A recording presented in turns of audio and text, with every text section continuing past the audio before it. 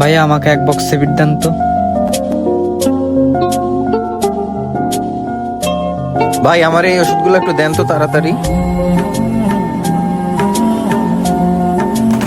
ভাই আপনার 300 টাকা হয়েছে।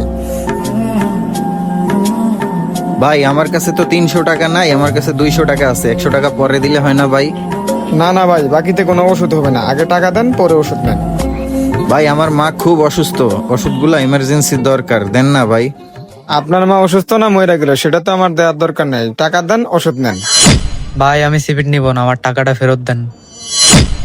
ভাই আপনি এই টাকাটা নেন, ছোটবেলায় আমি আমার মাকে হারিয়েছি, আমি চাই না এই ওষুধের কারণে আর কারো মা হারাক।